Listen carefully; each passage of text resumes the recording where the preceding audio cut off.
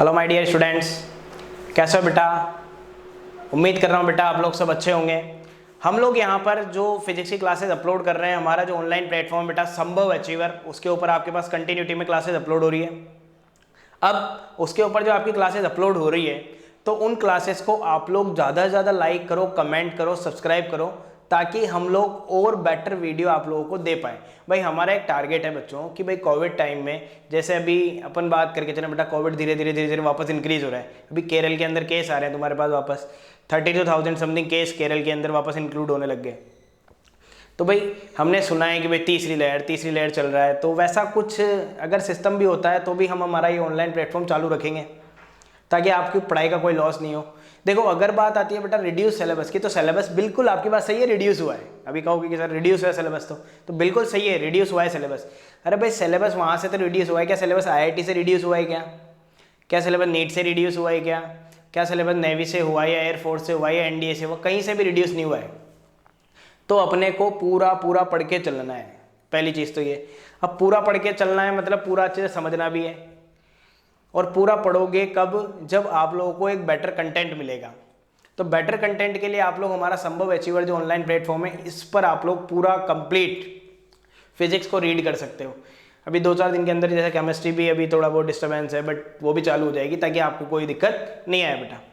Clear है बच्चों? अब हमारा जो नेक्स्ट चैप्टर है बेटा, इसके पहले जो हम लोगों ने अभी चैप्टर जो कंप्लीट किया है वो है न्यूक्ली के अंदर न्यूमेरिकल की क्लास ली, 2 क्लासेस न्यूमेरिकल की हुई है, बाकी थ्योरेटिकल क्लासेस रही है। अब जो बच्चों हम लोग पढ़ेंगे वो है हमारे पास जो नेक्स्ट चैप्टर है वो है चैप्टर नंबर 11 कैसे देखो या क्या मीनिंग है बेटा इसका? चैप्टर नंबर NCERT के अकॉर्डिंग जो चैप्टर है वो है chapter number 11, dual nature of radiation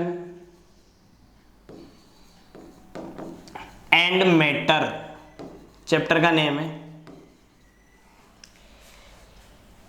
विकिरण एवं, ठीक है, द्रव्य की द्वैत प्रकृति। अरे भाई 2 प्रकार की प्रकृति की बात कर रहे हैं, द्वैत प्रकृति।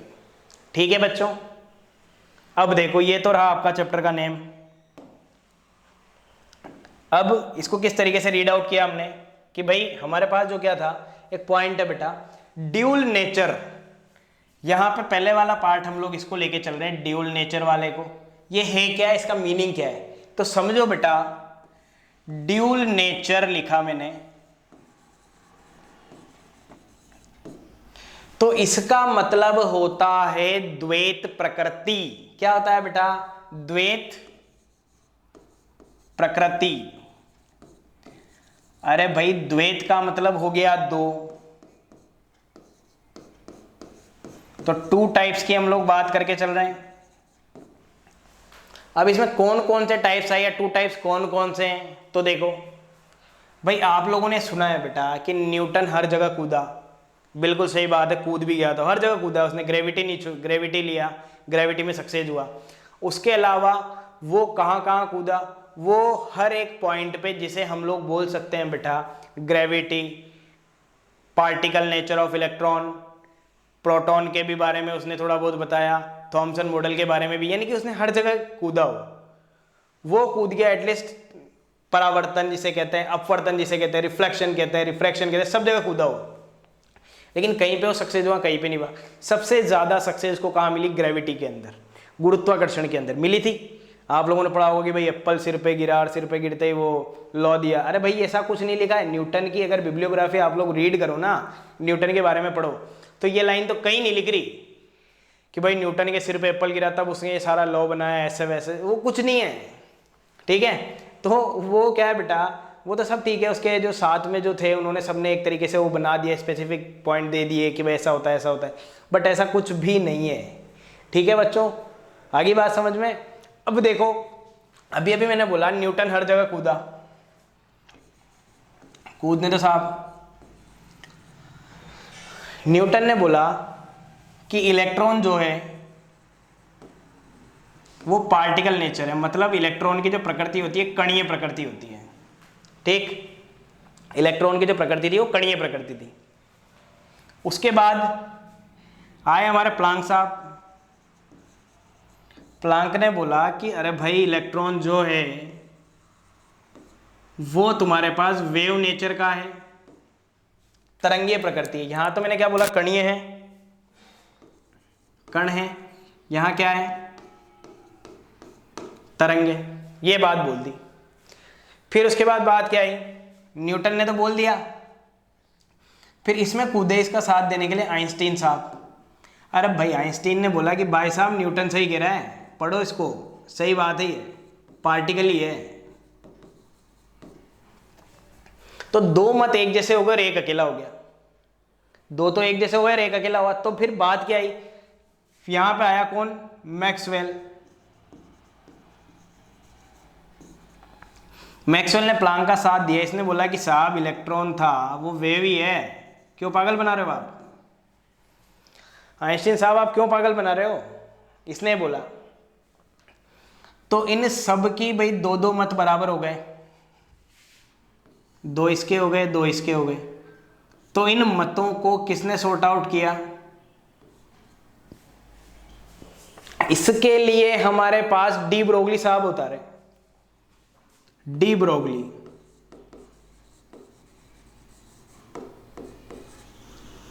ठीक है, डी ब्रोगली। डी ब्रोगली ने कहा लड़ो मत भाई।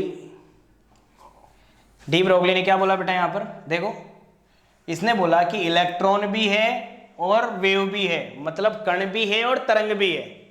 तो डी ब्रोगली के अकॉर्डिंग क्या बताया गया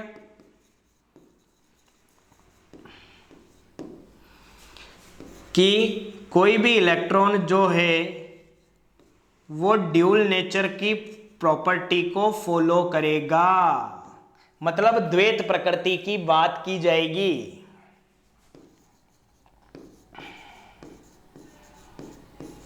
ठीक है, द्वैत प्रकृति की बात की जाएगी, मतलब इलेक्ट्रॉन भी को बोला वेव भी है और पार्टिकल भी है।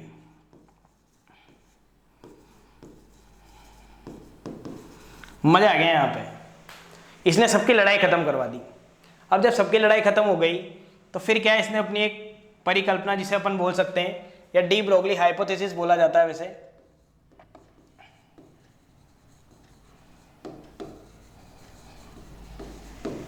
डी ब्रोगली हाइपोथेसिस बोला जाता है। अब डी ब्रोगली ने क्या बताया था कि भाई इलेक्ट्रॉन अपनी जगह है, यानी कि इलेक्ट्रॉन की जो प्रॉपर्टी है, पार्टिकल अपनी जगह है और वेव अपनी जगह है, तो दोनों अपनी जगह है। तो इसने दोनों को मिला के क्या बना दिया, ड्यूल बना दिया, दो तरीके की। यानी कि जैसे अपन मोबाइल यूज करते हैं ना, एक सिम दूसरी सिम, दोनों को मिलाते ड्यूल सिम बोलते हैं, वही कंसेप्ट है, सेम। ठीक है, कैसे देखो, आइंस्टीन साहब ने जो समीकरण दी, इसके पहले एक चीज देख लो, ये और देखो, इसने बताया था थ्योरेटिकल, मैक्सवेल ने भी बताया थ्योरेटिकल। तो डी ब्रोगली इनके साथ नहीं चला, डी ब्रोगली चला हमारा किसके साथ, एक तो चला आइंस्टीन के साथ और एक चला प्लांक के साथ। एक तो किसके साथ चला, आइंस्टीन के साथ, दूसरा किसके साथ चला, प्लांक के साथ, क्योंकि थ्योरेटिकल उसने बात को बिलीव नहीं किया, थ्योरी की बात को हाँ ठीक है होगा, लेकिन वो गया किसके साथ, आइंस्टीन और प्लांक के साथ। तो हम भी चलते हैं साहब इन दोनों के साथ, हम तो क्या चलते हैं यार, वही गया था, बट हमने तो उसके बारे में पढ़ रहे हैं। ठीक है, तो E बराबर क्या होगा बेटा, यहां पर हम बात करके चलते हैं आइंस्टीन के अकॉर्डिंग एनर्जी रिलेशन जो होता है, E बराबर mc square, mass energy relation जो था आइंस्टीन का, ये होता है ना, E equal to mc square. Equation number 1, Planck साहब E बराबर प्लांक का क्या था, h न्यू। इक्वेशन नंबर 2 हो गई साहब, ये दो समीकरण हमने दे दी, एक तो आइंस्टीन के अकॉर्डिंग दी और दूसरी किसके अकॉर्डिंग दी, प्लांक के अकॉर्डिंग। ठीक, फ्रॉम इक्वेशन, दोनों भाई E की वैल्यू है तो दोनों को बराबर रख सकते हैं, 1 और 2, 1 और 2 से। mc स्क्वायर बराबर h न्यू हो गया, तो न्यू बराबर क्या होता है, c बाय लेमडा, ये अपन ने पहले भी पढ़ा है, होता है बेटा? अरे भाई C से C कट गया तो mc बराबर h बाय लेमडा, तो यहां पे आ गया साहब लेमडा बराबर h बाई पी, या लेमडा बराबर h अपॉन m इंटू सी आया ना, m इंटू सी।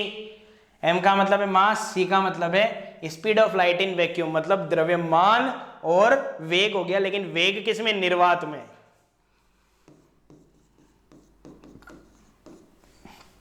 ठीक है, तो लेमडा बराबर हो गया h बाई पी। बहुत सी बार एग्जाम में पूछा हुआ क्वेश्चन है, इसको दे दिया मैंने इक्वेशन नंबर 3। अब बात कर रहे हैं बेटा, जैसे इक्वेशन नंबर 3 अपन ने यहां पर इसको दे दिया, इसके अंदर कैसे बात कर रहे हैं देखो, रिलेशन बिटवीन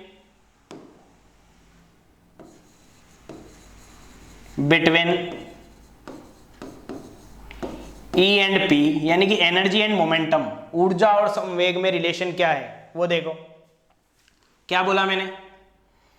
E बराबर होता है हाफ mv² होता है, तो भाई m का गुना m का भाग कर दो, कर दिया। यहां पे क्या किया, अफसर के मत बोलना m से m काट दिया फिर गुना और भाग क्यों किया, ऐसा कुछ मत करना भाई, साइंस के स्टूडेंट कुछ भी कर सकते हो तुम, भरोसा नहीं है तुम्हारा। तो m का गुना m का भाग कर दिया, तो ये आया, ये लो, ठीक है। तो E बराबर हो गया 1/2 m² v² को p² लिख दूं अपॉन m, क्या बना ये? बन गया? कोई दिक्कत, कोई प्रॉब्लम नहीं है बेटा।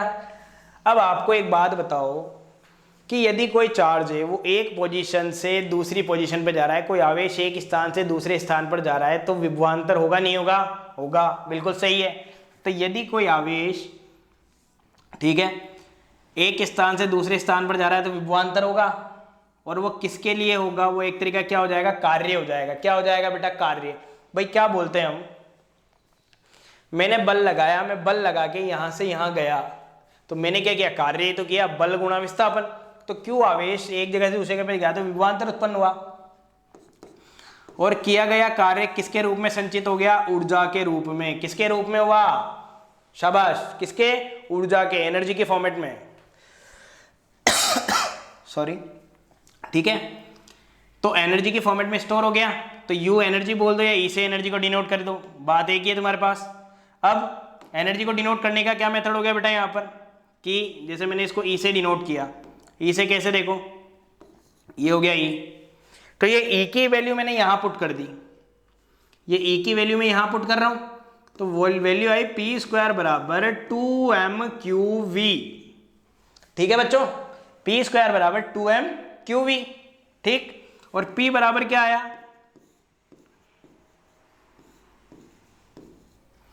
√2m⁴v।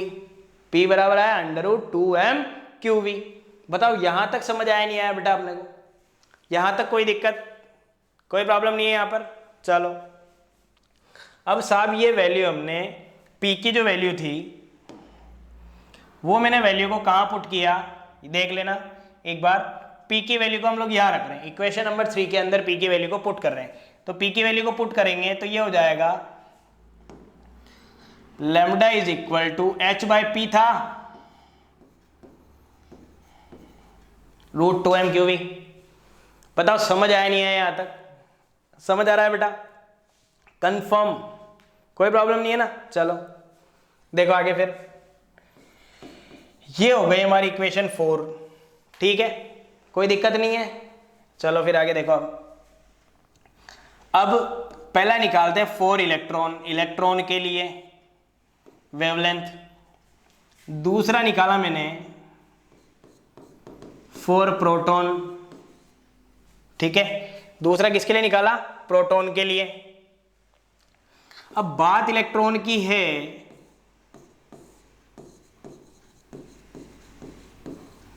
टू m⁴v, तो बेटा जी H प्लांक कांस्टेंट है तो वैल्यू यही है,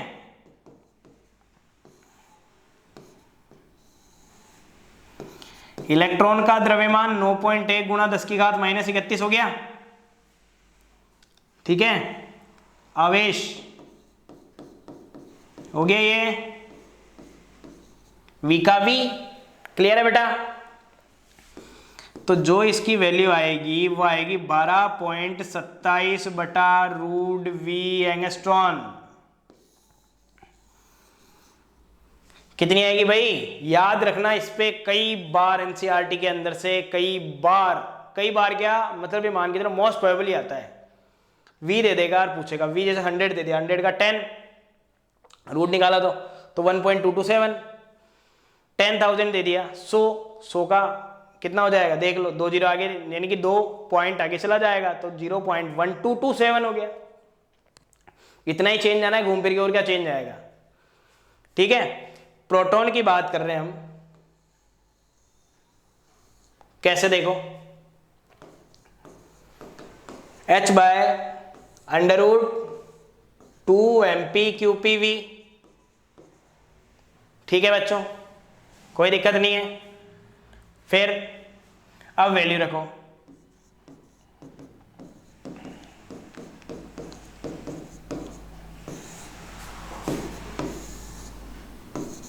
प्रोटॉन का द्रव्यमान ये होता है, मैंने इसके पहले वाले चैप्टर में पढ़ाया है अभी। प्रोटॉन का आवेश इलेक्ट्रॉन के आवेश के बराबर ही होता है। ठीक है, क्लियर है? तो P प्रोटॉन को सोल्व करेंगे तो वैल्यू आती है 0.286/√V एंगस्ट्रॉन। ठीक है, 0.286/√V एंगस्ट्रॉन। अब याद करने का तरीका बता देता हूं, देखो जिसकी ट्रिक हमारे पास अवेलेबल है, जिस पर हम लोगों ने काम किया है, वो तरीका बता देता हूं। P मतलब हो गया प्यार, जैसे अपन कहते हैं प्यार से मिलजुल के रहें भाई, ज़्यादा अच्छा है। ठीक है, कोई गलत मत समझना। P मतलब हो गया प्यार भाई, हम मिलजुल के रहें सारे। और इसकी कोडिंग होती है 143 143। अब प्यार का मतलब क्या हो गया 143। ठीक है, मतलब हो गया आई किल यू। अल्टरनेट यही होता है, लास्ट आना यही है, आई किल यू, मैं तुझे मार दूंगा। ठीक है, तो इसका डबल करो, 1 का दुगना 2, 4 का डबल 8 हो गया, 3 का डबल 6 हो गया, तो 0.286/√V। ये दो तो आपके एनसीईआरटी में हैं, ये दोनों फॉर्मूले एनसीईआरटी में अवेलेबल हैं। एक तो ये हो गया, एक लैम्डा P हो गया। इसके अलावा इन दो फॉर्मूलाज के अलावा न्यूट्रॉन की आती है, प्रोटॉन की आती है, सॉरी ड्यूट्रॉन की भी आएगी बिल्कुल, यानी कि प्रोटॉन की तो पढ़ी ली, ड्यूट्रॉन, अल्फा और न्यूट्रॉन, इन तीनों का भी आता है वेवलेंथ निकालना।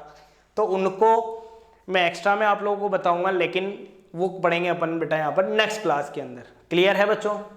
इसमें कहीं कोई दिक्कत नहीं, जो आज हमने पढ़ा मैटर आया ना क्लास समझ में? तो बेटा कंटिन्यू, शाम को आपके पास वीडियो अपलोड होगी 7 बजे, तो 7 बजे फ़ोन ऑन करके सीधा संभव अचीवर यूट्यूब पे डालो। ठीक है, और सीधी सी बात है कि आप उसको सब्सक्राइब कर लो, तो आपके पास वैसे ही नोटिफिकेशन आ जाएगा, तो आपको वैसे भी दिक्कत नहीं आएगी। नोटिफिकेशन है, क्लास ऑन करी, क्लास देखी, आधे घंटे 20 मिनट 1 घंटा जो भी हम क्लास ले रहे हैं, जितना हम लोग आपको दे रहे हैं वो आप एक तरीके से अर्न कीजिए। ठीक है भाई, एक स्टूडेंट होता है, स्टूडेंट के लिए अर्निंग पर्पस क्या है? उसकी स्टडी है, तो स्टडी कीजिए जितना हो सके, जितना पढ़ो बेटा। ओके बेटा, थैंक यू।